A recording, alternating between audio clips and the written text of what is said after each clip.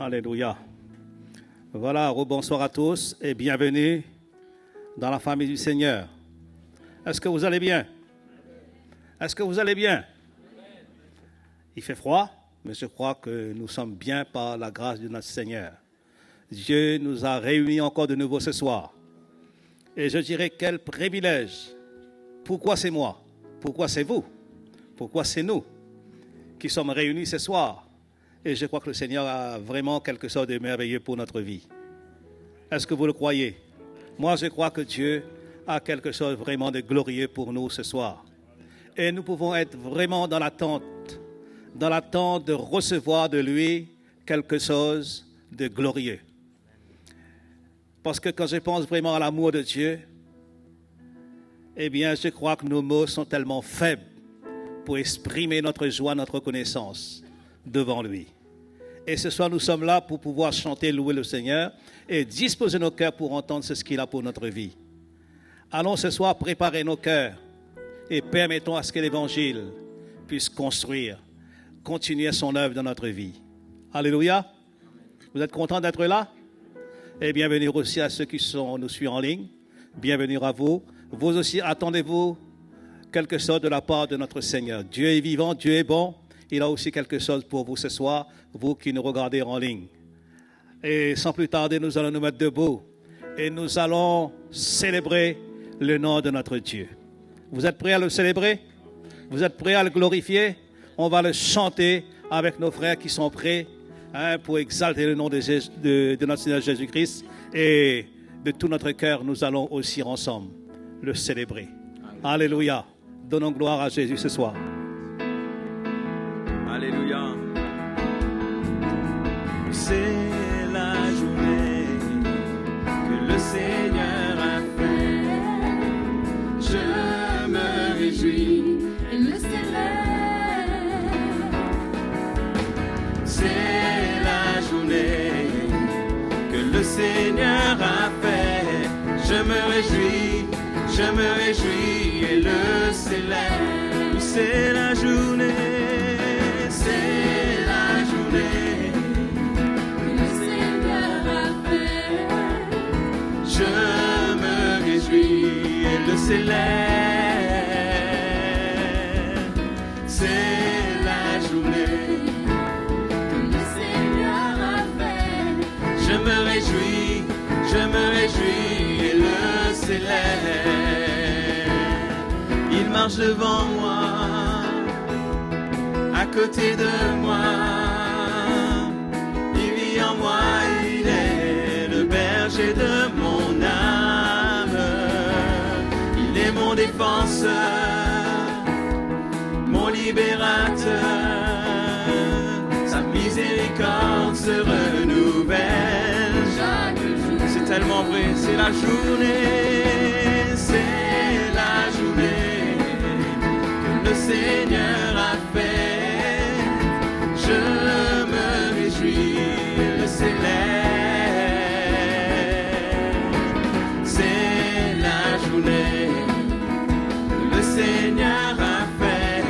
Je me réjouis et le célèbre. Il marche devant moi, à côté de moi. Il vit en moi, il est le berger de mon âme. Il est mon défenseur, mon libérateur. Sa miséricorde se renouvelle chaque jour. C'est la journée que le Seigneur a fait. Je me réjouis. C'est la journée que le Seigneur a fait. Je me réjouis et le célèbre. Je me réjouis et le célèbre. Je veux lui donner ma vie, je veux lui donner ma vie, mon être entier. Et c'est les sais qu'il m'a changé, régénéré, pour faire de moi un témoin de son amour. Alléluia. J'aime élever le nom de Jésus et le chanter de tout mon cœur. J'aime élever le nom de Jésus, le nom le plus élevé. Je veux lui donner ma vie, mon être entier, pour le servir d'un cœur pur et zélé. Car je sais qu'il m'a changé, régénéré, pour faire de moi un témoin de son amour. J'aime élever le nom de Jésus et le chanter de tout mon cœur. J'aime élever le nom de Jésus, le nom le plus élevé.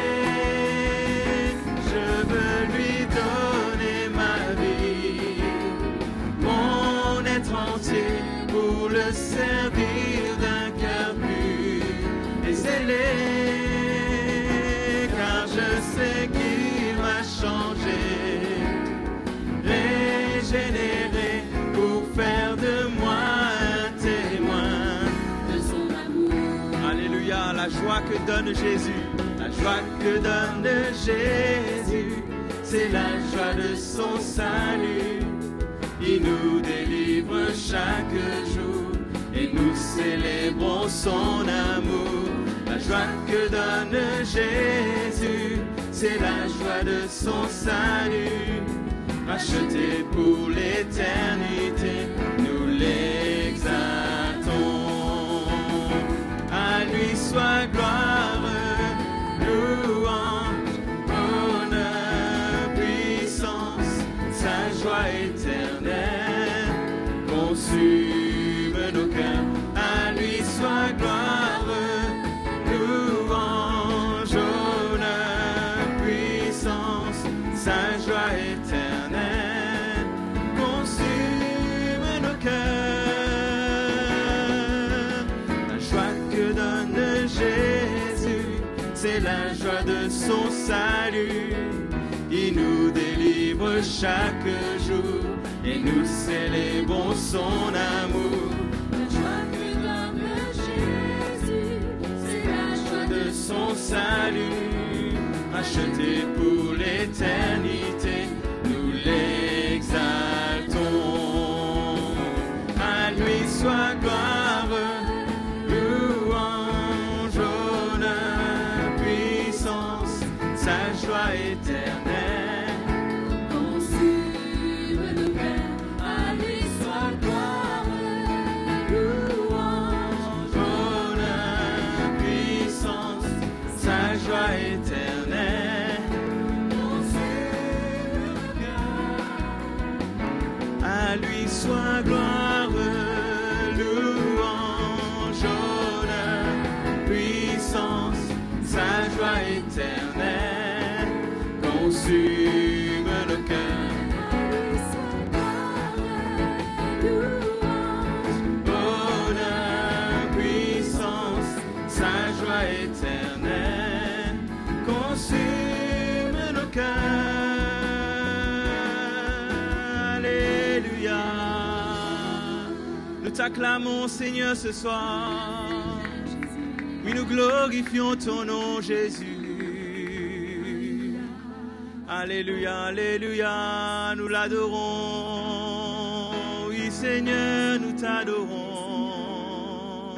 Oh, Jésus, toi la gloire, à toi l'honneur.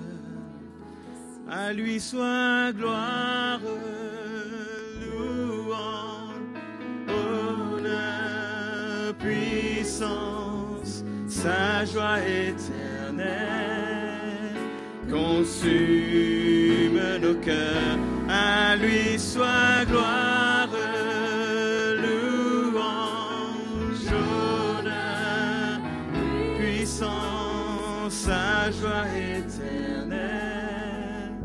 consume nos cœurs.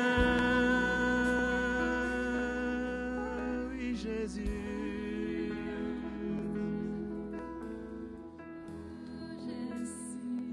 Oui, quelle joie de t'adorer, Seigneur. Oui, nous voulons glorifier son nom, le Seigneur. Tout-puissant, il est là, au milieu de nous.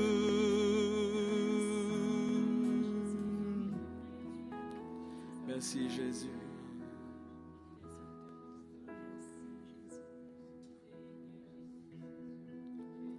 Je viens m'attendre à Jésus,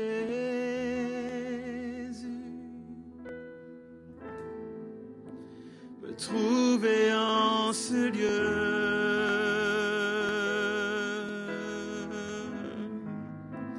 m'attendre à sa miséricorde,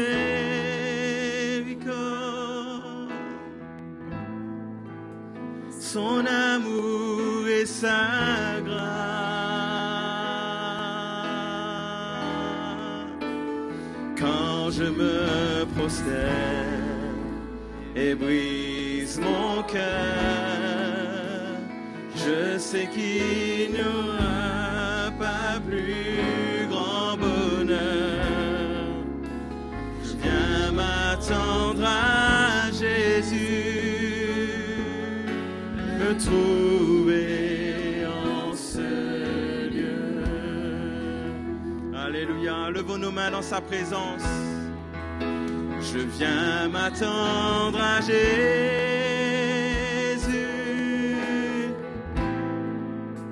me trouver en ce lieu, m'attendre à sa miséricorde,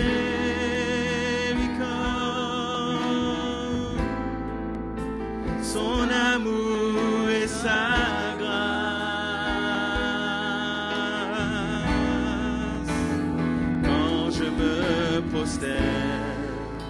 et brise mon cœur, je sais qu'il n'y aura pas plus grand bonheur. Je viens m'attendre à Jésus, me trouver en ce lieu. Puis quand je me prosterne devant toi, Seigneur mon roi, je sais qu'il n'y aura pas plus grand bonheur. Je viens m'attendre à Jésus, me trouver en ce lieu.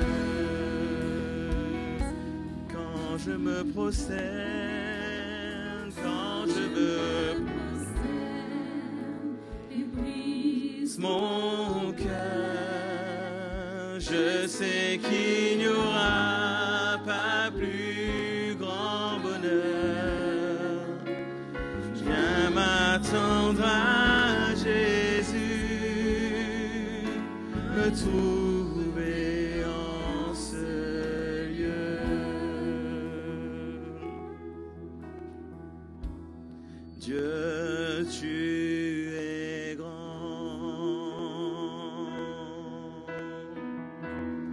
Dieu, tu es grand.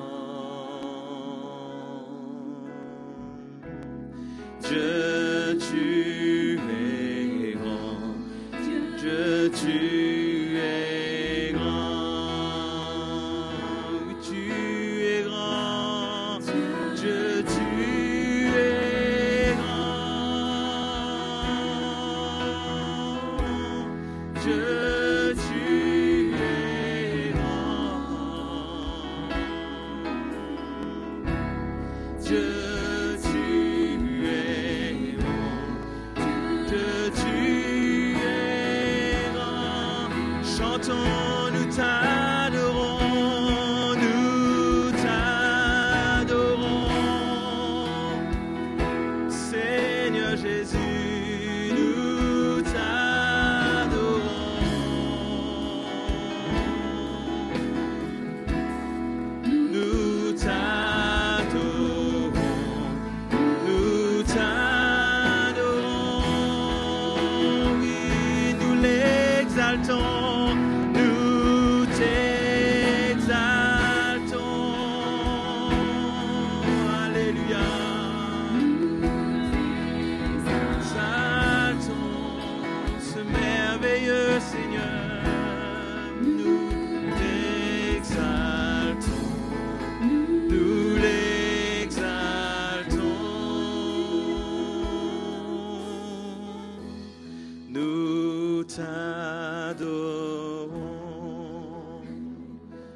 t'adorons-le, nous t'adorons.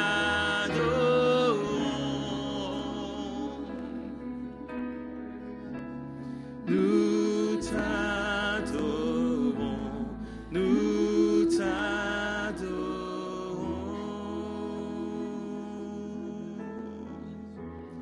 Oui, nous t'exaltons, Seigneur Jésus. Oui, nous glorifions ton nom, Seigneur mon roi. Quelle joie de t'adorer, quelle joie de te louer, Seigneur. Oui, nous levons nos mains vers toi. Toi le Seigneur glorieux.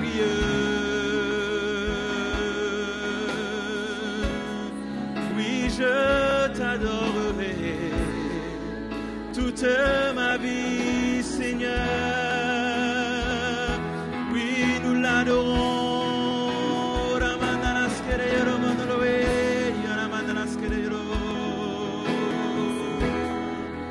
Nous t'adorons, nous t'adorons. Alléluia.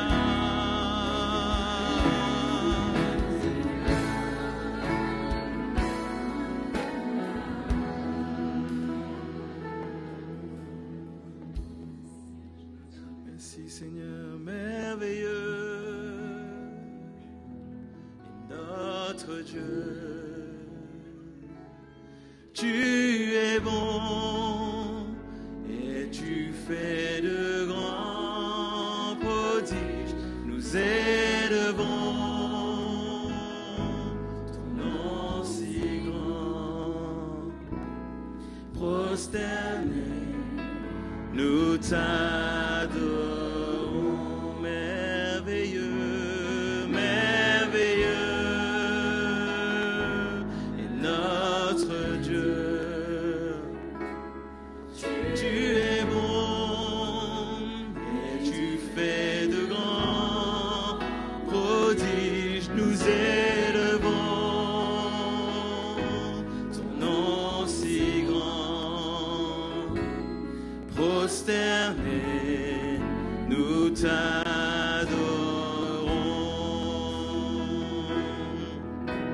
Saint est le Seigneur, la création déclare ta gloire. Digne d'être loué, nous adorons ta majesté. Merveilleux est notre Dieu. Tu es bon et tu fais de grands prodiges. Nous élevons ton nom si grand. Prosternés, nous t'adorons. Tu es merveilleux, Seigneur. Je t'adore, notre Dieu. Tu es bon et tu fais de grands prodiges. Nous élevons ton nom si grand. Prosternés, nous t'adorons. Prosternés, nous t'adorons. Prosternés, nous t'adorons.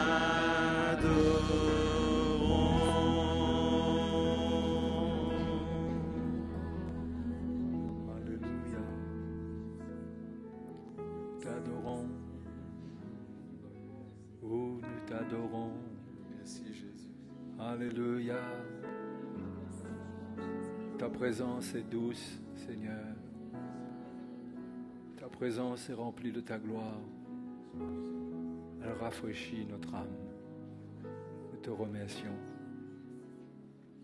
Nous te remercions pour le privilège que nous avons de toujours pouvoir revenir vers toi pour nous ressourcer, pour goûter à cet amour,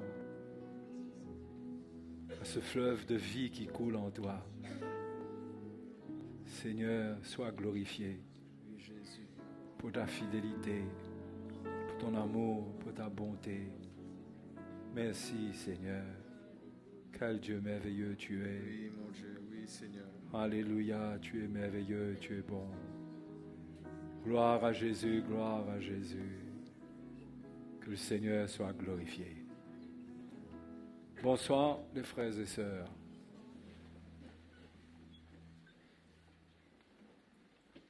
J'espère que, comme moi, vous êtes heureux d'être là ce soir. La routine peut installer le dégoût de la vie chrétienne. Hein? Parce que ça fait de la vie chrétienne une religion qui est comme un plat dans lequel il n'y a plus de sel.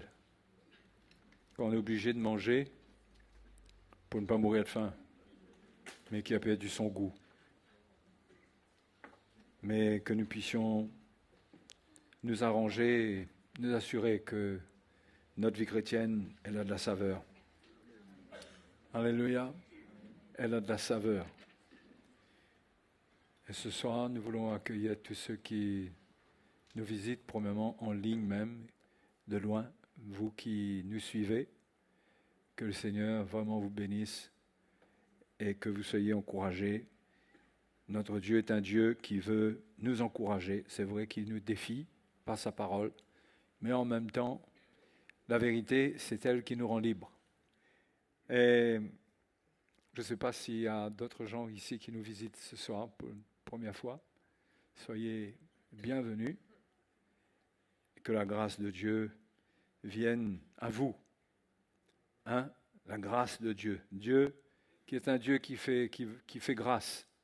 Depuis la mort de Jésus, il a montré le Dieu d'amour et de grâce qu'il est. Hein? Le Dieu de grâce qu'il est pour l'homme. Il veut nous faire grâce pour nos péchés. Nous qui avons cru, il nous a fait grâce. Nous sommes devenus ses enfants. Nous sommes bénis.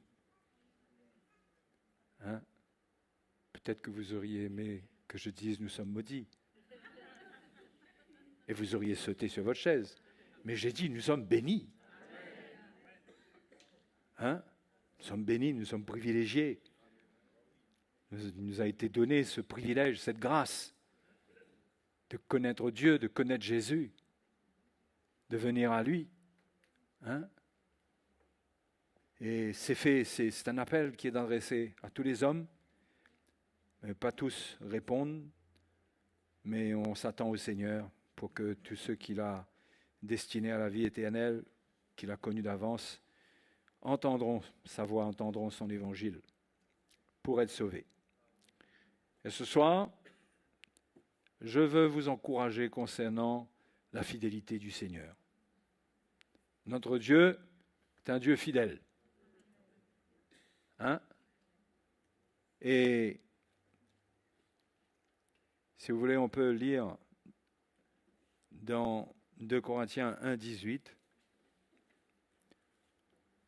où Paul veut tellement assurer aux Corinthiens de la sincérité de ce qu'il leur a dit, de toutes ses résolutions envers eux, et pour ce que Dieu lui demandait de faire. Il a voulu leur montrer qu'il était un homme de parole à l'image du Seigneur, qui est fidèle, qui ne change pas. Et là, il dit au verset 18, aussi vrai que Dieu est fidèle. La parole que nous vous avons adressée n'a pas été oui et non. Hein? Aussi vrai que Dieu est fidèle. La parole que nous vous avons adressée n'a pas été oui et non. Quand il y a de la fidélité, il n'y a pas un oui et un non. Il y a un engagement, il y a un oui permanent. C'est le caractère de Dieu. Hein? Et Paul dit, car le Fils de Dieu, Jésus-Christ, qui a été prêché par nous au milieu de vous, par moi, par Sylvain et par Timothée, n'a pas été oui et non, mais en lui, il n'y a que oui. Dieu est fidèle. Il n'y a pas en lui de oui et de non. Il n'y a que oui. Que oui. Extraordinaire. Non? Alors nous devons comprendre que si en Dieu il n'y a que oui, nous avons besoin de comprendre certaines choses. Parce que Dieu est fidèle. Et le verset 20 dit, car pour ce qui concerne toutes les promesses de Dieu, c'est en lui qu'est le oui. C'est pourquoi encore l'amen par lui est prononcé par nous à la gloire de Dieu. Il y a un oui concernant toutes les promesses de Dieu en Christ. L'amen est prononcé par nous. C'est-à-dire que nous croyons, nous attestons que nous croyons. Nous l'affirmons, nous aussi. Que Dieu est fidèle. Dieu est digne de foi. Quelqu'un qui est fidèle, c'est quelqu'un en qui on peut faire confiance. Donc c'est quelqu'un qui est digne de foi. Dieu est entièrement digne de foi. Et concernant toutes ces promesses, c'est en lui qu'est le oui. Il y a des choses qu'il nous faut comprendre de mieux en mieux dans la parole de Dieu. Parce que quand la parole de Dieu précise que c'est en lui que se trouve le oui, il faut comprendre que c'est en lui. En lui. C'est pourquoi il y a beaucoup d'enseignements qui nous éloignent de la prédication de Christ et qui font rater aux chrétiens le plan que Dieu a pour eux. On ne peut pas rater le plan de Dieu si on a la lumière de ce que c'est que d'être en lui. Parce que le oui de Dieu se trouve là-dedans. À tel point que Jésus dit dans Jean chapitre 15, « Si vous demeurez en moi et que mes paroles demeurent en vous, demandez ce que vous voudrez, cela vous sera accordé. » C'est une grande promesse que le Seigneur fait. Demandez ce que vous voudrez. Mais en demeurant en lui et que ses paroles demeurent en nous. Ce qui veut dire que là, il ne s'agit plus de la volonté de l'homme, de la chair. C'est sa parole qui prend notre cœur et nous demeurons en lui. Et c'est ça qui fait que ce qu'on va demander va être accordé. Déjà, ce que nous allons demander va être complètement influencé par le fait qu'on est en lui et que ses paroles demeurent en nous. Ces paroles ne nous amèneront pas ou nous amèneront de moins en moins à demander des choses selon la chair. C'est pourquoi l'apôtre Jean dit que si nous demandons quelque chose selon sa volonté, nous savons qu'il nous écoute, et si nous savons qu'il nous écoute, nous savons que nous possédons la chose que nous lui avons demandée. Les promesses sont claires. Quand vous regardez dans la parole de Dieu, il n'y a pas de oui et de non. Mais il faut comprendre, parce que la clé, c'est être en lui. Ce n'est pas juste utiliser le nom de Jésus. Parce qu'on a pris le nom de Jésus comme un moyen magique pour prier, pour demander des choses. Mais on a oublié que le Seigneur a dit dans Jean chapitre 15 que si nous demeurons en lui et que ses paroles demeurent en nous, nous demanderons ce que nous voudrons. Cela nous sera accordé. Il n'a pas dit d'utiliser son nom à tout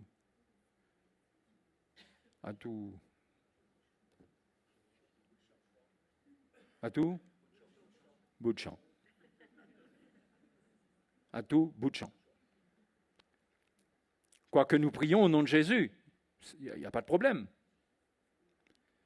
Mais la clé de l'exaucement de nos prières, ce n'est pas utiliser le nom de Jésus, c'est qu'on demeure en lui et que ses paroles demeurent en nous.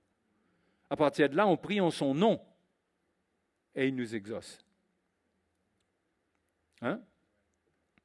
Et vous remarquerez que Paul parle de la prédication du Fils de Dieu. Il ne parle pas de prêcher et d'enseigner les promesses, ici. Il dit, car le Fils de Dieu, Jésus-Christ, qui a été prêché. Il s'agit de la prédication du Fils de Dieu. On prêche le Fils.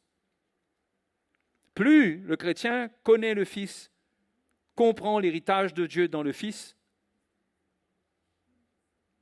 plus cela lui est prêché et qu'il reçoit, sa foi augmente, plus les promesses de Dieu lui seront accessibles, se réaliseront. Donc, encore une fois, les promesses de Dieu ne se réalisent pas juste avec le nom de Jésus qu'on utilise comme ça. Bien qu'il y a des gens qui utilisent le nom de Jésus et ça a une telle autorité que ça marche. Mais les promesses de Dieu, les glorieuses promesses du Seigneur pour l'accomplissement de son plan parfait pour notre vie, ça, il faut entendre la prédication de Jésus-Christ. Et il faut comprendre c'est quoi cette prédication. Parce que c'est ça qui est prêché. Vous voyez, aujourd'hui, on cherche à prêcher la parole de Dieu. C'est une chose. On veut prêcher les promesses, ce que Dieu dit. On veut mettre l'accent dessus. Mais Paul, lui, il a parlé de prêcher le Fils de Dieu. Parce que par le Fils de Dieu, toutes les promesses sont pour nous. Donc cette prédication de Jésus-Christ est importante. Et si on va dans 1 Corinthiens chapitre 2, on découvre 1 Corinthiens chapitre 2, le verset 1. Pour moi, frères, lorsque je suis allé chez vous, ce n'est pas avec une supériorité de langage ou de sagesse que je suis allé vous annoncer le témoignage de Dieu. C'est-à-dire ce que Dieu veut faire, ce que Dieu a pour nous, son témoignage qui est vrai, dans lequel il n'y a pas de oui et de non. Je suis allé vous annoncer le témoignage de Dieu. Quel témoignage? Car je n'ai pas eu la pensée de savoir parmi vous autre chose que Jésus-Christ et Jésus-Christ crucifié. Donc, quand Jésus est prêché, c'est Jésus-Christ crucifié qui est prêché. C'est le fondement de la prédication qui tourne le cœur de l'Église vers les promesses de Dieu et qui lui garantit la fidélité de Dieu que Dieu fera, que Dieu agira. C'est pourquoi, dans ces derniers temps, il est clair que le Seigneur cherche l'attention de son peuple à travers la prédication de son Fils, à travers la prédication que Paul appelle encore dans 1 Corinthiens, chapitre 1, verset 18.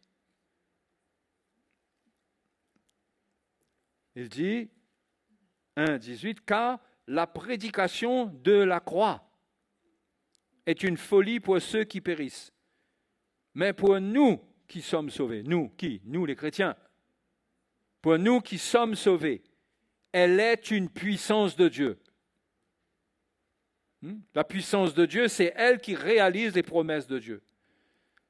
Les promesses de Dieu ne se réalisent pas comme ça, par le hasard ou par la force de l'homme. Mais c'est la puissance de Dieu. Or, qu'est-ce qui permet à la puissance de Dieu d'agir? C'est la prédication de la croix. Quand Jésus crucifié est annoncé, que nous comprenons ce que Dieu veut nous dire par la mort de son Fils, nous comprenons la valeur de ses souffrances, de sa mort et de sa résurrection. Que nous avons la révélation de ce que c'est. et que cela devient notre vie. C'est là-dedans, c'est ça, le Fils de Dieu qui est prêché et dans lequel il y a l'accomplissement des promesses de Dieu. Quand on se détache de cela, on va être déçu dans la vie chrétienne. On n'aura pas l'accomplissement de ce que Dieu a pour nous. Mais pour ce qui concerne toutes les promesses de Dieu, toutes ces promesses, c'est oui en Christ crucifié. Ses souffrances, sa mort, sa résurrection. Quand le chrétien accepte cela et voit dans cette mort du Seigneur son salut, la signature de Dieu pour lui dire que c'est là qu'il y a le oui pour son salut dans son entièreté, dans tout son accomplissement. Quand le chrétien accepte cela et qu'il ne se laisse plus distraire par rien et qu'il devient sobre d'esprit et que pour lui, il ne veut renouveler son intelligence qu'au travers de ce message parce que cela va l'amener dans une foi de plus en plus grande. Et la foi est importante pour expérimenter la fidélité de Dieu. Dieu est fidèle, mais l'élément qui nous connecte à la fidélité de Dieu, c'est la foi. C'est notre foi qui nous connecte à la fidélité de Dieu. Dieu est digne de foi, donc c'est quand nous avons foi en lui que ce Dieu qui est fidèle, qui est digne de foi, manifeste sa puissance. Et ce Dieu-là, il ne se manifeste pas n'importe comment. Tout le monde veut s'attendre à lui dans toutes les directions. Bien sûr qu'il y a beaucoup de choses qu'il fait, par sa grâce. Mais concernant le plan qu'il a pour chacun de nous, nous devons donner attention à cette prédication du Fils de Christ crucifié. Entendre le message de la mort du Seigneur. Ne pas détacher nos regards de cette prédication, mais laisser ce message nous renouveler, nous imprégner et augmenter une foi saine en nous pour accueillir, pour prendre les promesses qu'il y a dedans pour nous. Parce que Paul dit que cette prédication de la croix, pour nous qui sommes sauvés, c'est la puissance de Dieu. Plus on l'écoute, plus on ouvre notre cœur et qu'on s'identifie à elle, plus nous sommes préparés pour l'héritage de Dieu. Et Dieu est fidèle. Il le fera. Il accomplira ses promesses. Là, il est fidèle. Donc, notre Dieu est fidèle. Il veut agir en notre faveur. Mais Dieu n'est pas fidèle à tel point que nous pouvons lui imposer notre volonté. Dieu n'est pas fidèle pour faire nos caprices. Dieu a un plan auquel il faut se conformer. Et si on se conforme à son plan, à ses voies, oui, nous verrons sa fidélité. Et qu'il est impossible que ce Dieu-là mente. Nous le verrons. Tout chrétien, tout frère, toute sœur, qui croit dans le message de la prédication de Christ crucifié, qui identifie sa vie à ce message, qui ne raisonne pas, qui ne se laisse pas distraire par toutes sortes de messages, mais qui se laisse captiver par ce message et qui comprend ce qu'il faut faire pour demeurer en lui. C'est-à-dire en prenant notre croix. On demeure en lui. Eh bien, tout chrétien qui prend cette attitude expérimentera la fidélité de Dieu. Et la fidélité de Dieu ne peut pas se mesurer dans le temps par nous. Dieu n'est pas fidèle selon le temps qu'il prend pour agir. Est-ce que vous comprenez ça? La foi, c'est croire en un Dieu qui est souverain. Il est souverain. Il a dit oui, il fera, et on ne doit pas douter qu'il le fera. Il faut de la patience. C'est pourquoi l'Épître aux Hébreux nous dit que c'est par la patience, par la persévérance et la foi que nous hériterons des promesses. Il faut souvent de la patience. L'homme n'aime pas attendre. L'homme veut voir des miracles tout de suite. Il souffre, il a un problème. Il veut voir le miracle tout de suite. Je ne dis pas que ce n'est pas légitime. Dans certains cas extrêmes, ou dans n'importe quel cas, on peut s'attendre au Seigneur. Mais Dieu veut nous enseigner de grandes leçons de patience.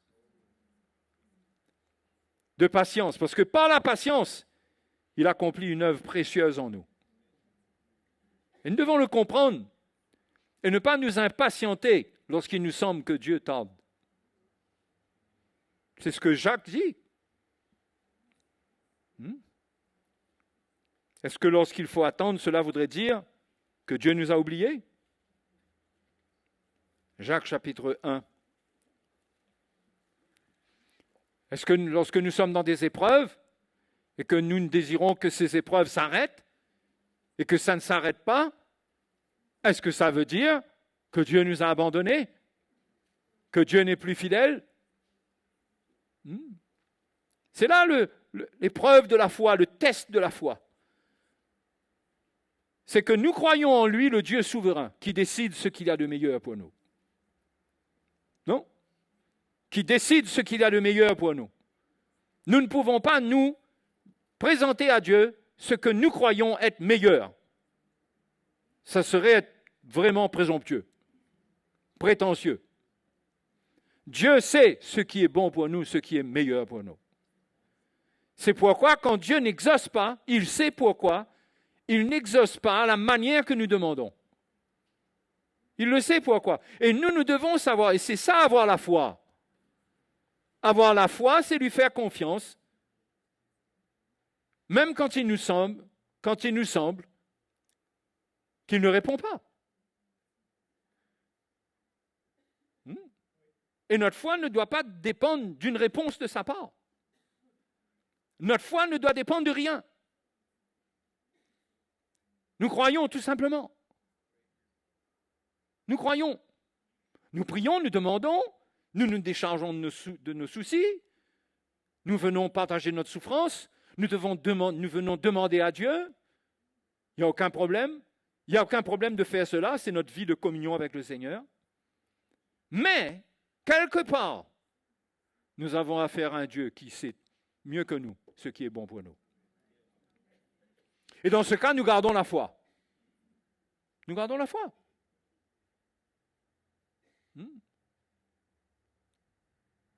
Et nous faisons attention à ceux qui veulent nous faire croire que nous n'avons pas la foi parce que nous ne sommes pas exaucés dans le miracle qu'eux, ils voient qu'on a besoin. Et ils viennent semer de l'impatience en nous, de l'incrédulité en nous. Parce que les choses ne se passent pas vite, où est notre foi? La foi ne dépend pas de cela. La foi ne dépend de rien. Elle est basée sur le Seigneur, le Dieu souverain, en qui nous avons confiance. Amen. C'est ce genre de foi-là qui doit être connecté à la fidélité de Dieu, qui nous connecte à la fidélité de Dieu, où nous persistons, nous signons que notre Dieu est avec nous. Que notre Dieu est avec nous, il n'est pas contre nous. Que notre Dieu agit.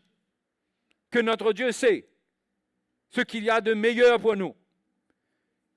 Que nous n'avons pas à croire qu'il change, que c'est un Dieu d'humeur. Non. Mais, si nous ne voulons pas être déstabilisés, nous devons garder la foi. La vraie foi. Ce genre de foi dont je vous parle là. Qui n'est pas juste le témoignage d'une foi de quelqu'un qui a prié pour demander quelque chose et que Dieu lui a accordé cette chose. Quel grand homme de foi. Il a prié pour avoir une voiture, il a eu sa voiture le lendemain. Possible. Dieu peut mettre la foi dans le cœur de quelqu'un pour quelque chose et il l'accomplit très rapidement. Il peut le faire instantanément. Ça peut être une guérison d'ailleurs. Il peut le faire. Mais nous devons faire attention d'interpréter l'absence de résultats immédiats et de conclure à de l'incrédulité. Mais nous devons regarder au cœur de celui qui persévère et de savoir que sa persévérance, sans l'exaucement immédiat, c'est la preuve d'une vraie foi, d'une grande foi. Non?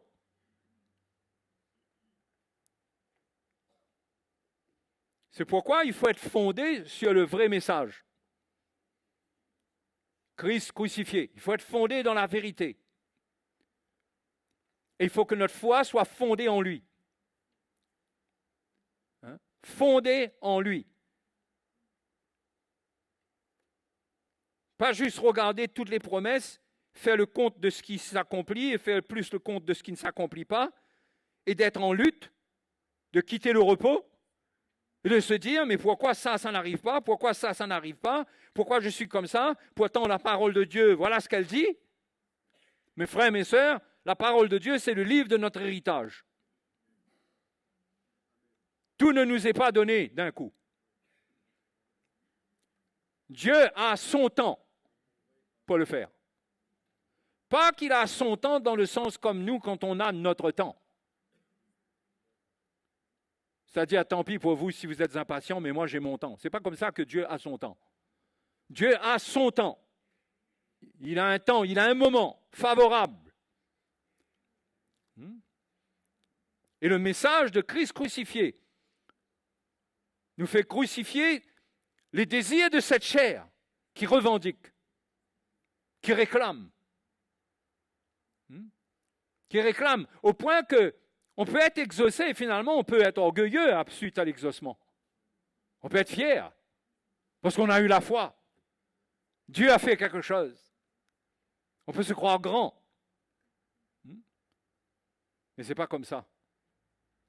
La chair n'a pas de part dans les choses de Dieu. C'est pourquoi notre fondement, c'est la mort à nos désirs terrestres. Et que nous nous recommandons à Dieu totalement. Totalement. Et ce qu'il va permettre, ce qui va se faire, ça sera ça même. Pourquoi? Parce qu'on a abandonné notre vie à un Dieu qu'on croit être souverain, qui décide de tout et qui prend les meilleures décisions. Vous savez, nous avons tendance à analyser Dieu d'un point de vue humain. Voyez? Nous analysons le caractère de Dieu, ce qu'il est, par rapport à ce que nous sommes. Mais la description de Dieu ne peut pas se comparer à aucun élément humain. Quand on parle de fidélité, ça n'a rien à voir avec la fidélité humaine. La fidélité de l'homme, à la limite, ça peut bouger. Mais Dieu, il ne change pas. Il ne change pas. Mais sa parole ne change pas. Et ses conditions aussi ne changent pas. Est-ce qu'il y a des conditions? Je crois que ça vaut la peine de regarder ça. Bon, je n'ai pas lu Jacques chapitre 1, verset 3, vous lirez. C'est l'œuvre de la patience et tout. Mais dans 2 Timothée, allons plutôt dans 2 Timothée. Ça va? 2 Timothée, chapitre 2.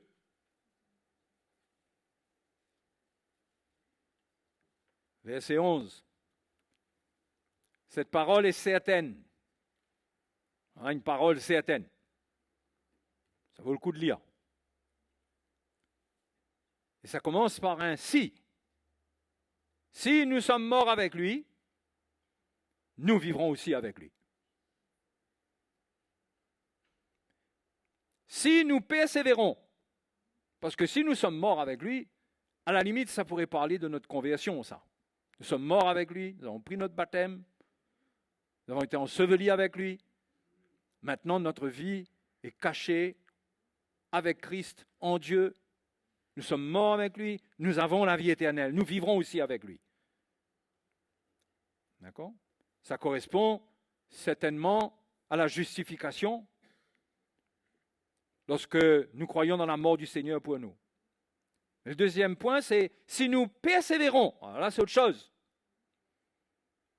si nous endurons, nous régnerons aussi avec lui. Là, nous ne vivons plus seulement, nous régnerons aussi avec lui. Il y a toujours des conditions. Et tout ça, vous remarquerez que c'est lié à la mort du Seigneur, au fait de prendre notre croix. C'est pas une persévérance chrétienne dans le vide. Si nous sommes morts avec lui, si nous endurons avec lui, on endure comment? On prend notre croix comme lui, on le suit dans le même chemin. Et ensuite, il nous est dit, si nous le renions, toujours ainsi, lui aussi, nous, on ira. Si nous sommes infidèles, il demeure fidèle, car il ne peut se renier lui-même. Ce qui veut dire que Dieu ne peut pas se changer. Il ne se change pas. Il n'abandonne pas ce qu'il est. Il ne change pas de nature. Quand il est fidèle, il demeure fidèle. Il est toujours fidèle. Il est toujours là pour nous. La seule chose que la parole de Dieu nous montre ici, qui vient tout détruire, c'est si nous le renions. Si nous le renions, si nous le rejetons. Si solennellement, nous l'abandonnons, volontairement, d'une manière que Dieu ressent, que nous ne voulons vraiment plus de lui. Ça, c'est lui qui décide de cela. C'est à personne de juger. Ce n'est pas parce que quelqu'un aujourd'hui n'est plus à l'église qu'il a abandonné ou qu'il s'est retiré que ça veut dire qu'il a renié le Seigneur. On ne peut pas amener de jugement là-dedans. Mais il y a un danger, si nous le renions, lui aussi nous reniera. OK? Mais si nous sommes infidèles, nous avons des faiblesses dans le parcours. Nous ne sommes pas parfaits. Parce que ça, c'est clair que nous ne sommes pas parfaits.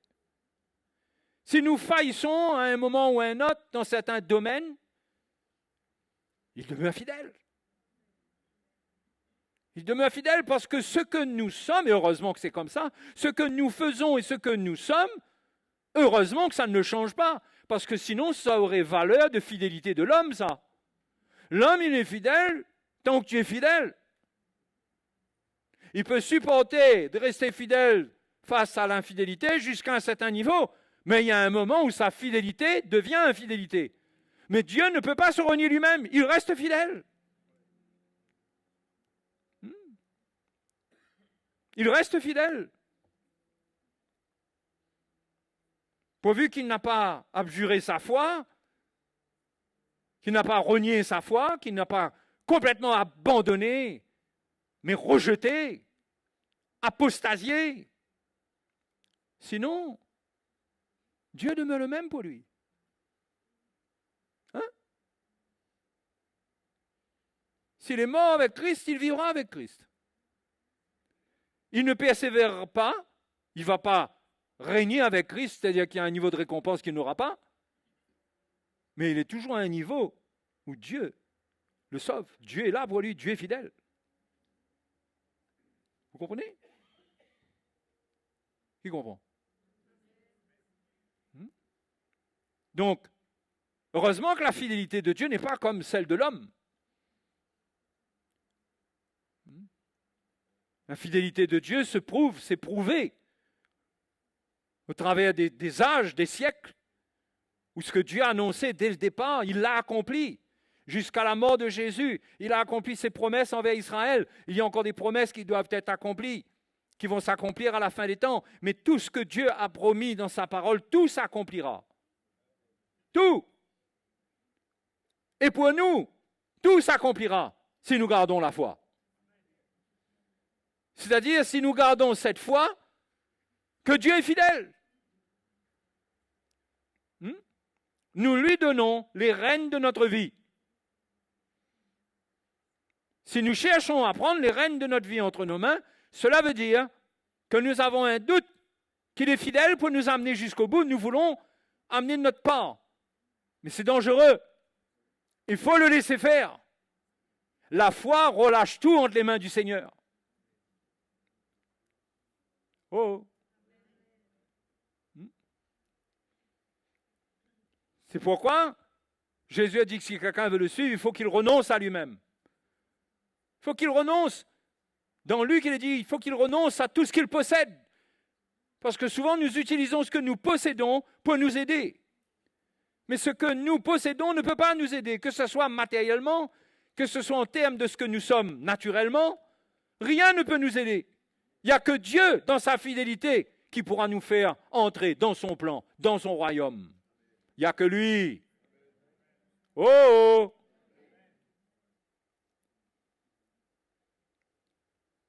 C'est pourquoi la foi est éprouvée par des épreuves, il y a des tests. Ou si tu te laisses aller dans la chair, tu ne restes pas avec la parole de Dieu, tu vas douter de sa fidélité. Tu vas croire qu'il t'a abandonné. Et tu vas entendre des voix te dire, tu vois, si Dieu était avec toi, tu crois que ça te serait arrivé? Tu crois que si Dieu, il t'aime vraiment, ben, ça ne fait pas longtemps qu'il t'aurait tiré de là? Tu crois vraiment que Dieu te demande un chemin aussi difficile? Ça, c'est le test de la foi. La foi est éprouvée par des épreuves terribles parfois, par des fournaises. Mais quand on tient ferme dans la foi, le feu de l'épreuve accomplit une œuvre en nous. Accomplit une œuvre en nous et nous libère de tous ces doutes, de tous ces éléments charnels sur lesquels nous nous appuyons et nous voyons la fidélité de Dieu. Et Dieu se manifeste au temps convenable, il fait toutes choses belles, merveilleuses.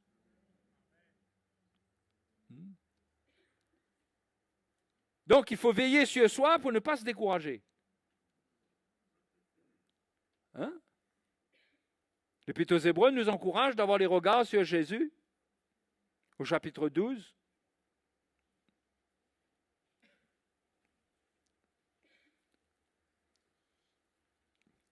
Et le verset 1, il nous dit, nous donc aussi, puisque nous sommes environnés d'une si grande nuée de témoins, rejetons tout fardeau et le péché qui nous enveloppe si facilement, et courons avec persévérance dans la carrière qui nous est ouverte. Courons, ne nous laissons pas distraire, ayant les regards sur Jésus, qui suscite la foi et l'amène à la perfection. Vous voyez, il amène notre foi dans la perfection, il nous amène dans la maturité concernant notre relation avec Dieu. Il nous amène dans une confiance en Dieu comme une confiance de la même nature que sa foi et sa confiance qu'il a eue en le Père lorsqu'il est allé mourir. Il allait perdre sa vie, mais il savait qu'il serait ressuscité. C'est-à-dire qu'il allait tout perdre, mais il savait que Dieu allait tout lui redonner. Le perfectionnement de la foi, c'est apprendre à abandonner totalement sa vie pour que Dieu accomplisse sa volonté. C'est ce que Jésus a vécu pour nous sauver. C'est pourquoi nous sommes sauvés parfaitement. Et si nous voulons le salut parfait de Dieu, nous aussi, devons avoir les regards sur Jésus. Comment ça? Lorsque le Fils de Dieu est prêché, cette prédication lève nos yeux vers Jésus, nous regardons vers lui, nous ne sommes pas dans l'erreur concernant ce qu'il est. Et nous aussi, nous prenons notre croix, nous le suivons, nous faisons confiance. Parce qu'il est fidèle, notre Dieu. Le Dieu qui a permis la mort de son Fils pour sauver les hommes et qui l'a ressuscité d'entre les morts, c'est le même Dieu qui nous conduit. Mais nous n'avons pas la foi du Seigneur, mais la Bible nous dit qu'il va susciter la foi et la mener à la perfection. Lui qui, en échange de la joie qui lui était réservée, a souffert la croix, méprisé l'ignominie, et s'est assis à la droite du trône de Dieu. Voilà où il a atterri. Considérez en effet celui qui a supporté contre sa personne une telle opposition de la part des pécheurs, afin que vous ne vous lassiez point l'âme découragée. Attention au découragement. Attention d'en avoir assez de l'épreuve. De se retourner contre Dieu par des murmures. Attention à cela. Mais gardons la foi. Laissons-le conduire toutes choses. Vous savez ce qui est extraordinaire avec le Seigneur? C'est que le Seigneur, il est le Dieu des fins extraordinaires. Avec le Seigneur, souvent, le début ressemble à une catastrophe. L'Ecclésiaste dit, écoutons la fin du discours. Ça a commencé par Adam et Ève, une grande catastrophe, l'humanité tombe, chute. Mais ça va finir. Ça va finir par la gloire de Dieu à la fin. La terre sera restaurée. Ceux qui auront cru, ils verront ça. Ça va bien finir. Mais même dans l'histoire d'Israël, les miracles qui ont eu lieu. Pharaon, pour penser qu'il aurait pu rattraper les Israélites, mais la mer s'est retournée contre lui et contre ses cavaliers. Au dernier moment, c'est extraordinaire. Parce que le Seigneur ne les a pas vaincus d'un coup, il a gêné leur marche. Il a cassé les roues de leur char. Il a mis un feu entre le peuple de Dieu et les cavaliers de Pharaon. Il aurait pu les détruire là. Non? Pourquoi faire tout ça? Parce que Dieu veut être glorifié. Il veut qu'on lise dans sa parole quel Dieu il est. Le Dieu qui est capable de faire de grandes choses. Le Dieu devant qui l'ennemi se réjouit parfois, il croit qu'il a un avantage. Au dernier moment, il perd la partie. Au dernier moment. Ah ben oui, en attendant, c'est pas facile quoi. De voir l'armée de Pharaon débarquer. Mais Dieu est le Dieu des bonnes fins.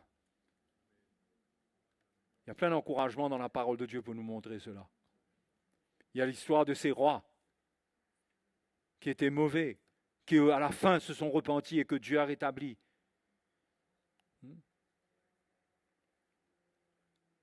Dieu est fidèle.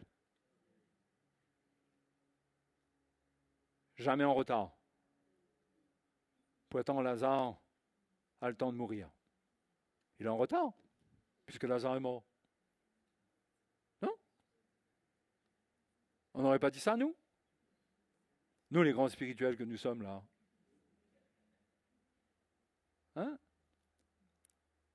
On attend que Jésus arrive pour guérir Lazare. Jésus n'arrive pas. En plus, il semble faire exprès.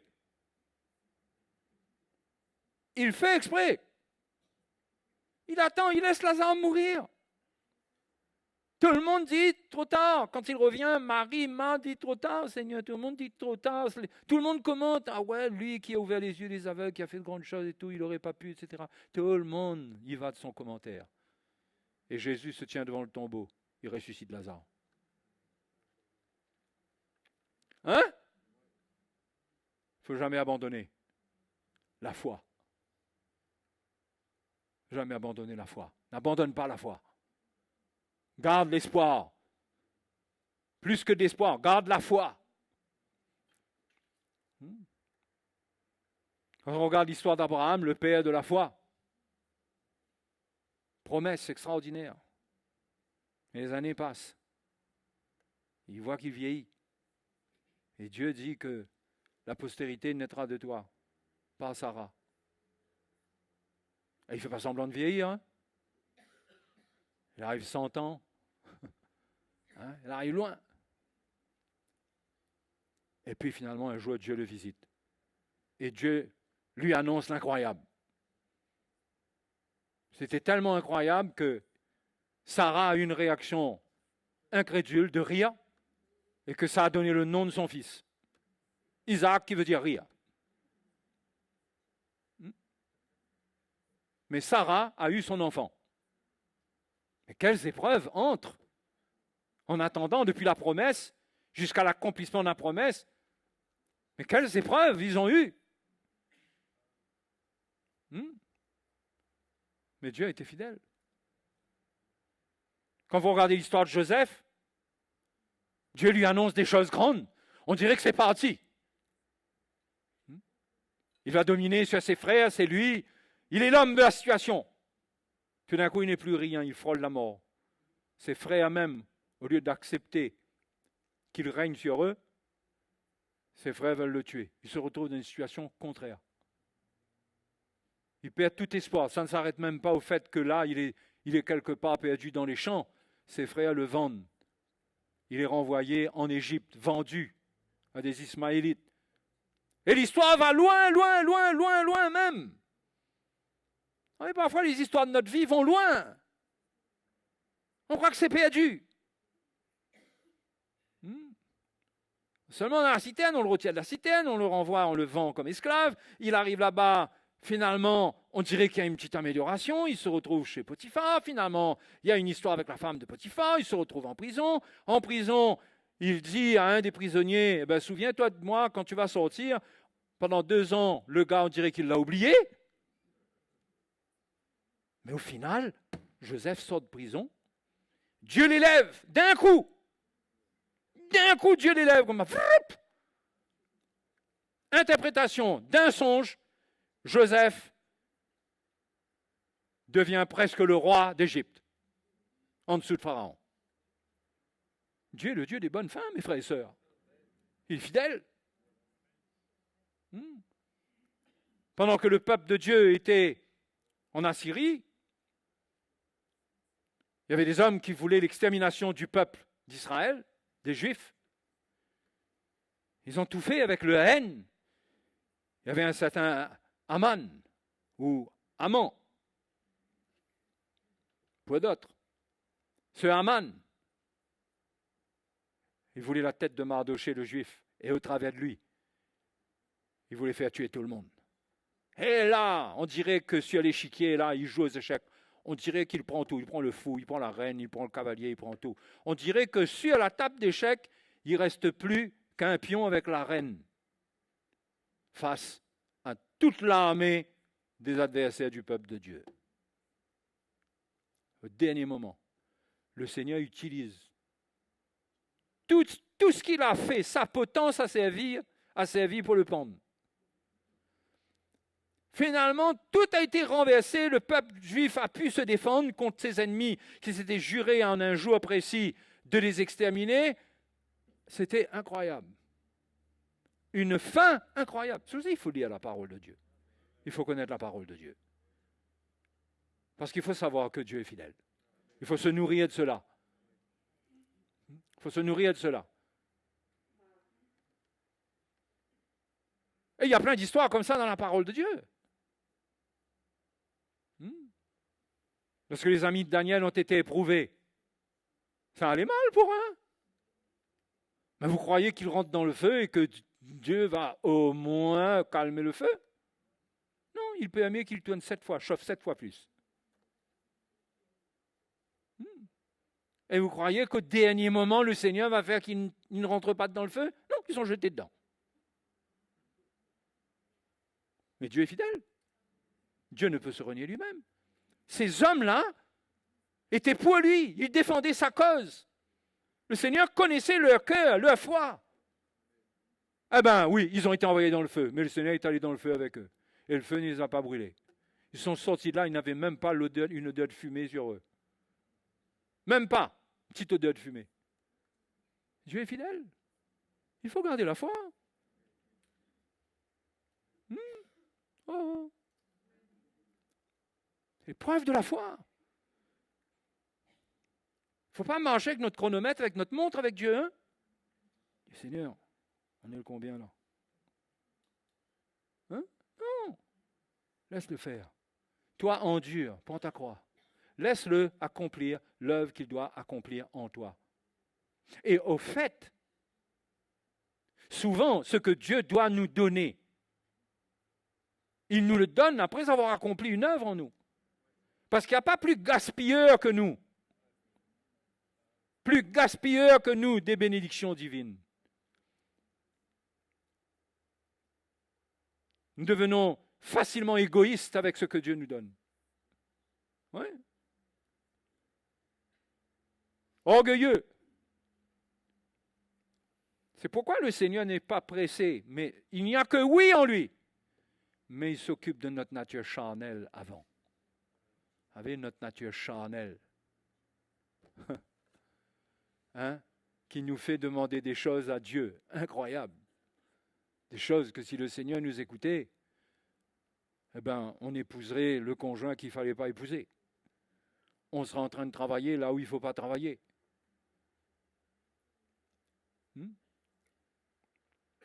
On se retrouvait dans des circonstances incroyables.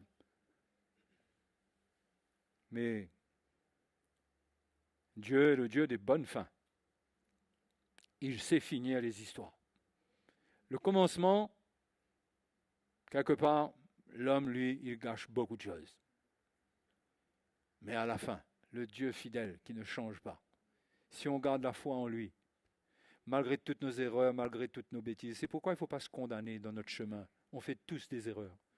Quand on regarde, peut-être que c'est à cause de moi, si je n'avais pas fait ça, si ceci, si cela. Moi, je te dis, garde la foi en lui. Ésaïe dit que c'est le réparateur des brèches. Il ne faut pas le tenter et faire des brèches exprès. Mais nos infidélités font des brèches dans notre vie. Mais le Seigneur, dans sa fidélité, il sait les réparer. Je vous encourage à garder la foi en un Dieu qui est fidèle. À prier. À souffrir en priant. Si quelqu'un est dans l'affliction, qu'il prie. C'est ce que Jacques dit. Quelqu'un est-il dans l'affliction, qu'il prie. Que son cœur soit devant Dieu. Qu'il prie quoi? Qu'il se tienne devant le Seigneur. Qu'il mette sa foi dans le Seigneur. Regardez l'histoire de Job. Vous voulez encore une histoire? Allez lire l'histoire de Job. Il y en a des histoires pour aller lire là, que je vous ai données là. Je ne sais pas si vous avez noté. Si vous n'avez pas noté, peut-être que vous avez enregistré. Allez lire. Regardez l'histoire de Job. Ça a mal commencé pour Job. Très mal commencé. Comment ça s'est terminé? Béni, double bénédiction. Et Dieu avait le contrôle de la situation, et c'est Dieu qui a dit à Satan, je le livre entre tes mains, mais ne touche pas à ça, ne fais pas ça, ne fais pas ci, ne fais pas ça. Et Job est resté pur dans son cœur. Parce que pour Job, il était clair que Dieu lui était favorable. Dieu lui était favorable. Et Job n'avait pas encore eu un sauveur comme Jésus à l'époque. Nous, aujourd'hui, nous avons un sauveur, Jésus, le Fils de Dieu, qui est mort pour nous pardonner nos péchés et faire de nous des enfants de Dieu. Notre foi devrait être même plus grande. Au point que Paul dit, toute chose concourt au bien de ceux qui aiment Dieu. Tellement Dieu est fidèle. Il n'y a rien qui peut tourner contre un enfant de Dieu. Il garde la foi. Et la main de Dieu est sur sa vie. Ça ne veut pas dire qu'il ne souffrira pas, ça ne veut pas dire qu'il n'aura pas des moments difficiles. Mais il faut attendre la fin de l'histoire. Et entre-temps, on est faible, on est affaibli. Parfois, on a l'impression qu'on n'y arrivera pas. Et c'est là que la grâce de Dieu nous porte même. On expérimente encore plus la grâce de Dieu. Plus on est faible, plus on sent, plus la grâce de Dieu nous porte, à condition qu'on garde la foi.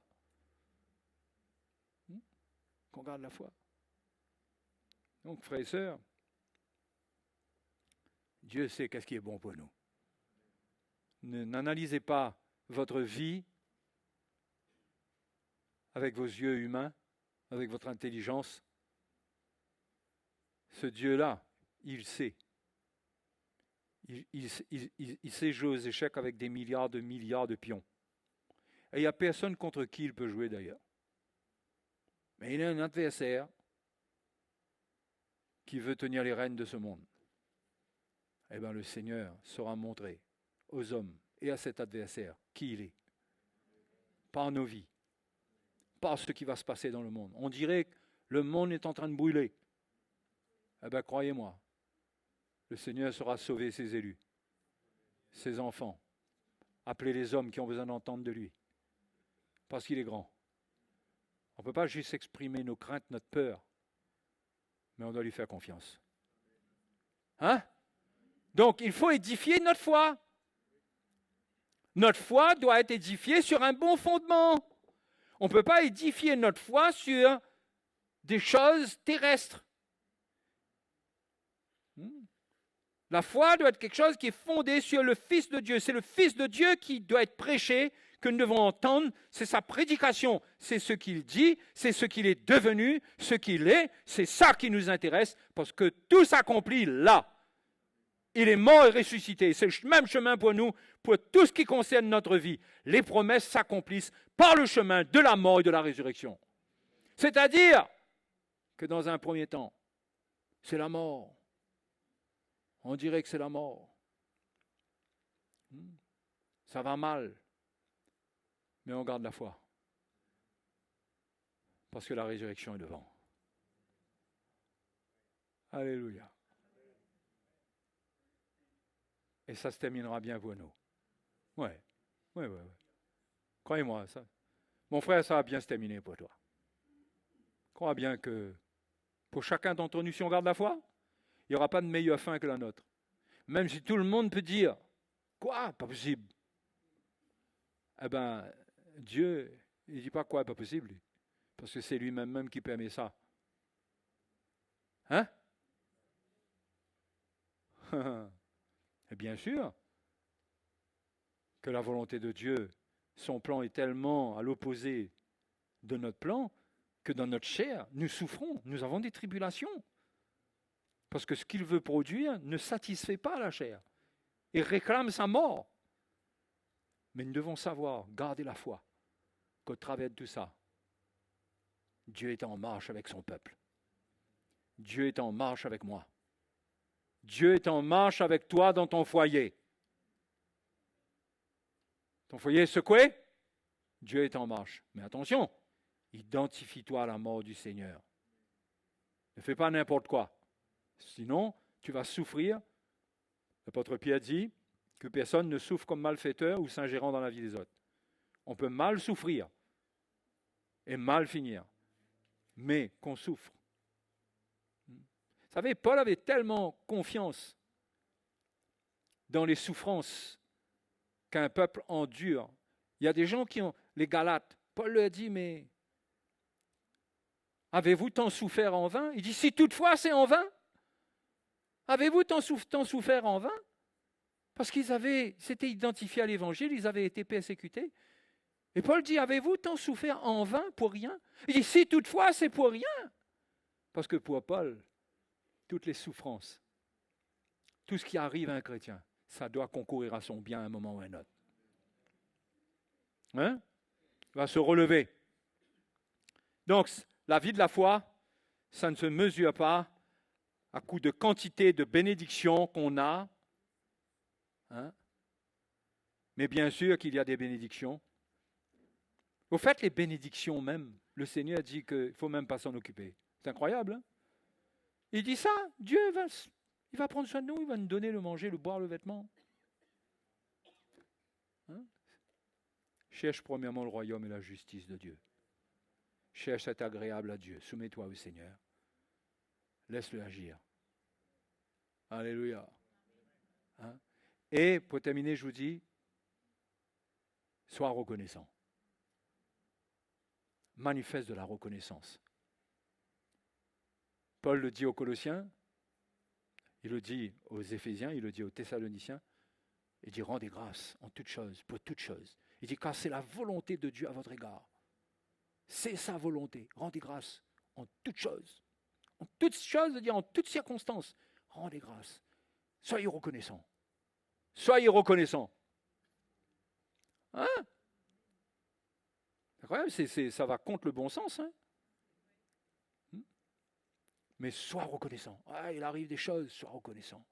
Parce que ton Dieu est à l'œuvre. Hein? Il va être glorifié. Alléluia. Il va être glorifié. Tu endures pour sa cause. Dans l'Épître aux Hébreux, il est dit, Dieu n'est pas injuste pour oublier l'amour que vous avez montré pour ses saints. Parce que l'Épître aux Hébreux était très sévère envers ceux qui abandonnaient, qui retournaient vers le judaïsme. Il les avertit, même de la perte de leur salut, de la perte de tout, s'ils retournent. Mais en même temps, l'auteur dit que même si nous disons des choses comme ça, mais Dieu n'est pas injuste pour oublier l'amour que vous avez montré pour son nom, ayant et rendant encore des services aux saints. Hein? Mes frères et mes sœurs, vous croyez que votre service, votre soutien, vous croyez que tout ce que vous faites dans le royaume de Dieu, pour l'avancement du royaume de Dieu, vous croyez que ça c'est dans le vide? Vous croyez que c'est juste, allons faire. Mais mes frères et mes sœurs, nous semons dans un terrain éternel. Là où nous semons, la semence tombe. Personne ne peut reprendre cette semence-là. Hein? Un jour, on goûtera tout ce qu'il y a dedans, la moisson de ce qu'il y a dedans. Et croyez-moi, Dieu est fidèle. Au jour de la résurrection, Jésus a promis qu'il nous sera rendu tout ce qu'on aura donné au jour de la résurrection. Vous croyez qu'on va monter au ciel avec un coffre rempli d'argent? Hein? Parce qu'on aura donné aux pauvres, parce qu'on aura soutenu son royaume, la cause de son évangile? Au jour de la résurrection, il y a quelque chose qu'on va expérimenter qui sera tellement glorieux que l'or et l'argent de cette terre, ça sera tellement fade à côté. Ça n'a aucune valeur. Tout cela ira au feu. Mais les bonnes œuvres produites par les saints, parce qu'ils aiment le Dieu, ils servent Dieu, ils s'investissent, ils soutiennent, ils donnent. Quand il y a une mission, ils donnent. Alléluia. Hein? Ils sont prêts à faire des sacrifices. Croyez-moi. L'auteur de l'Épître aux Hébreux a dit, Dieu n'est pas injuste pour oublier. Dieu est fidèle. Dieu n'a pas de trou de mémoire. Hein? Qu'est-ce que vous dites ça, vous? Qu'est-ce que vous dites de ça? Travaillez pour votre résurrection. Œuvrez pour votre résurrection. Servez Dieu en vue de la résurrection. Gardez-vous purs. Séparez-vous du monde du péché pour la résurrection. Ce jour vient. Ce jour vient. Ce jour, vous allez moissonner en un clin d'œil. Vous n'aurez pas plus que ce que vous méritez, ni moi, ni vous, ni moi. Mais travaillons, parce que Dieu est fidèle. Vous êtes d'accord avec ça? Hein? On travaille parce que Dieu est fidèle. Les jeunes, servez le Seigneur, parce que Dieu est fidèle.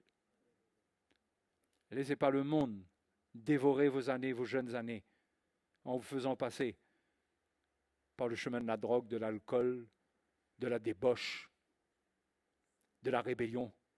Économisez vos années. Investissez votre vie dans le royaume de Dieu en vue de la résurrection. Ce jour approche. Ce jour approche. Amen. Ça sera trop tard, on ne pourra pas dire après si j'avais su.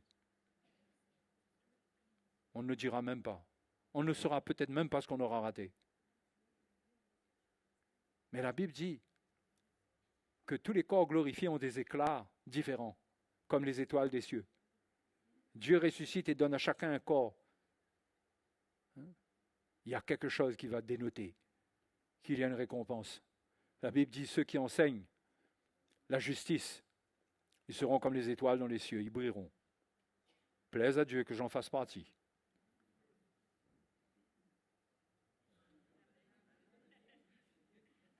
Vous ne voulez pas vous joindre à moi dans mon... Et vous aussi, vivez la justice, enseignez-la, afin de briller pour l'éternité. Amen. Ne mesurez rien par rapport à ce qui se passe aujourd'hui. Aujourd'hui, je vous dis, le temps sur la terre, c'est le temps des épreuves.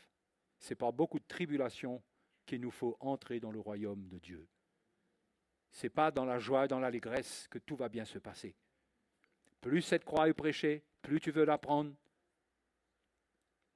plus ton ennemi se lèvera contre toi, et plus l'œuvre de Dieu s'accomplira en toi. Et tout se fera dans un enfantement difficile. Mais ce qui naîtra quel beau bébé naîtra. Alléluia. OK? C'est bon? On est dans la joie? On est dans la paix? Jésus est vivant? Il est avec nous? Allons nous mettre debout? Allons nous mettre debout? Hein? Glorifions le Seigneur, glorifions le Seigneur. Tu sais, même si tu es un peu fatigué, c'est normal, le corps, si vous comptez sur votre corps, vous comptez... Non, glorifiez le Seigneur. Ah, je ne sens pas comme si... Non, offre à Dieu pour sacrifice des actions de grâce. Surmonte, remercie-le, réjouis-toi. Dis merci Seigneur. Si quelqu'un pas lève les mains là, lève jusqu'à là. Mais lève les mains vers le Seigneur. Alléluia. Il y avait un temps où je ne pouvais pas lever mon bras. J'étais comme ça, je levais un seul bras parce que j'ai...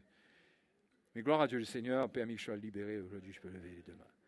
Hein? Mais louons-le. Ta vie n'est pas facile? Qu'est-ce que tu vas faire? Tu vas te plaindre jusqu'à la fin et aller raconter à tout le monde que tu es une victime, que ton mari, ceci, que ta femme, cela, tes enfants, ton patron, tu vas aller te plaindre, tu vas aller d'oreille en oreille? Non. Remercie le Seigneur. Remercie le Seigneur. Tu veux remercier le Seigneur ce soir? Ensemble, tous ensemble? Hein? Alléluia. On a la vie éternelle. Qu'est-ce qu'on veut de mieux? On a la vie éternelle. Il y a des gens qui n'ont pas la vie éternelle, qui seront jugés, condamnés pour l'éternité. Nous avons la vie éternelle.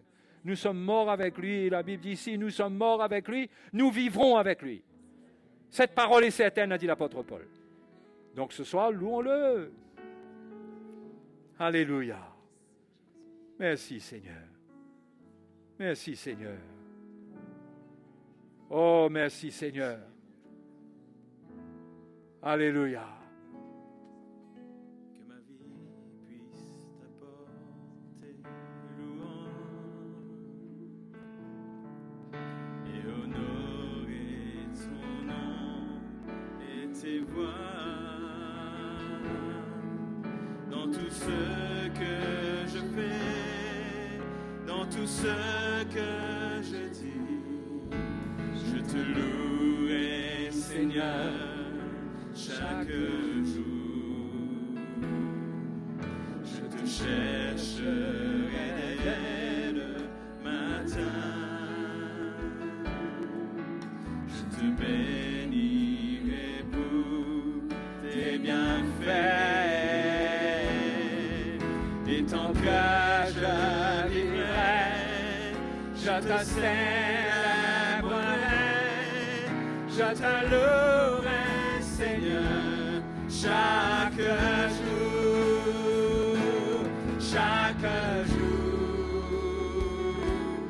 de ma vie. Je te louerai, Seigneur, chaque jour de ma vie. Je te louerai, Seigneur, chaque jour. Que ma vie puisse t'apporter louange et honorer ton nom et tes voix dans tout ce que je fais, dans tout ce que je dis. Je te louerai, Seigneur, chaque jour. Je te chercherai dès le matin. Je te bénirai pour tes bienfaits. Et tant que je vivrai, je te célébrerai. Je te louerai, Seigneur, chaque jour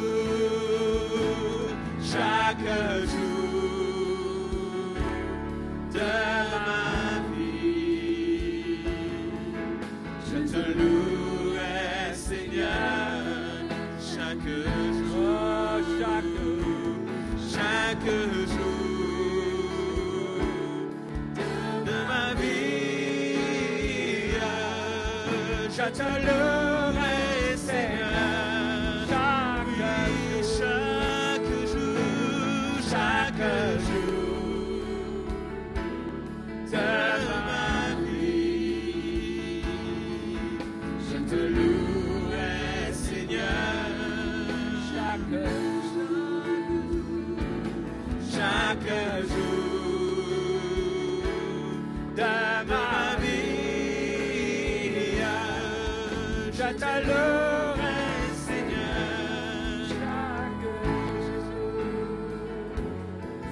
je te louerai, Seigneur, chaque jour. Je te louerai, Seigneur, chaque jour. Pour tout ce que tu es, je reçois la gloire. Pour tout ce que tu es, je loue ton nom. Pour tout ce que tu es, j'élèverai mes mains en louant. Seigneur, je t'adore pour tout ce que tu es. Seigneur, je t'adore pour tout ce que tu es. Pour tout ce que tu es, reçois la gloire. Pour tout ce que tu es, je loue ton nom. Alléluia. Pour tout ce que tu es, j'élèverai ma voix en louange. Seigneur, je t'adore pour tout ce que tu es.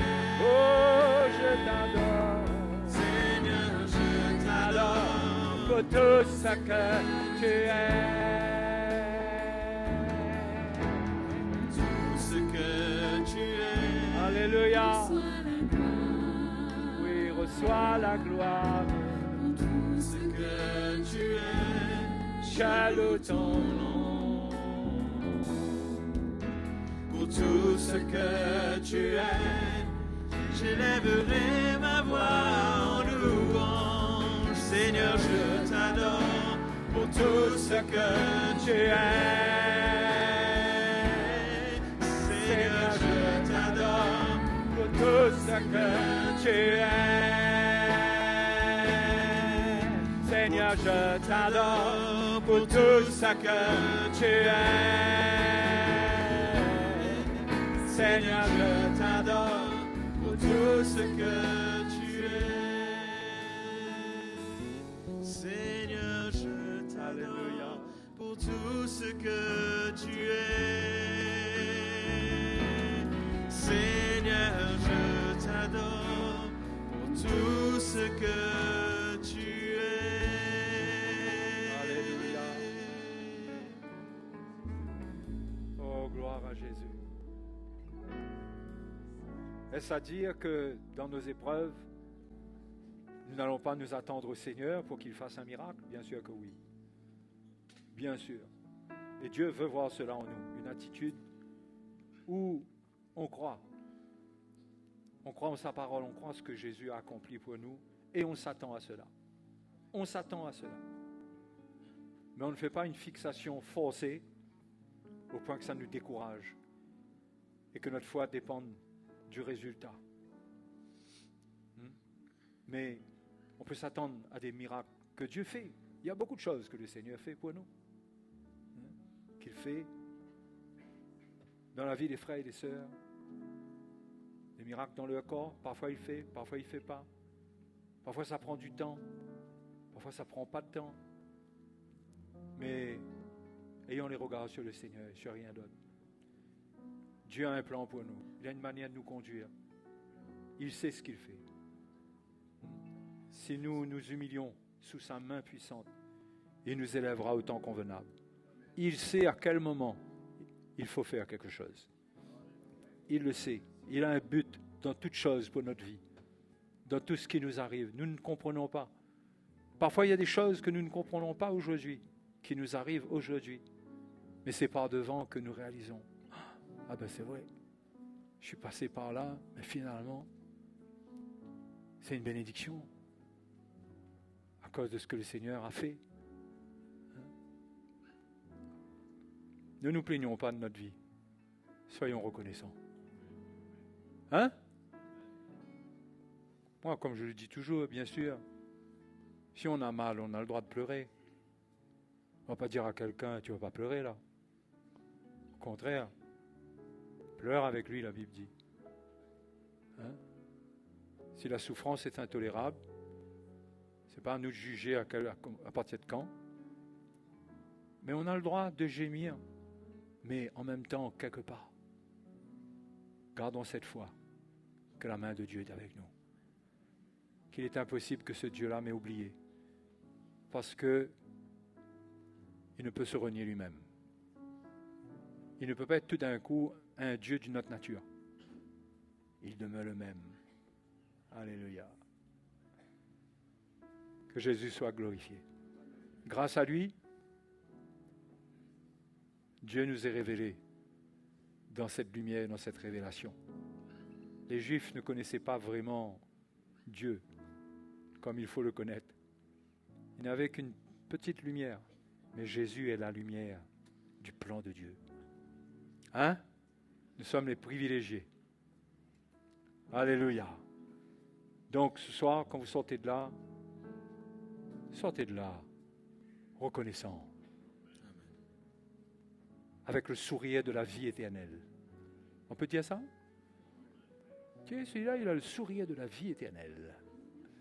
Bon, on ne va pas tous devenir des gens qui ont été formés, mais je vous souhaite de trouver cette paix, de ne pas vous soumettre à n'importe quoi qui peut vouloir vous terroriser et vous faire perdre votre espérance. Et réjouissez-vous, croyez en lui. Il est bon, il est fidèle. OK? Dieu est digne de louange, l'agneau sur le trône, à lui seul chantons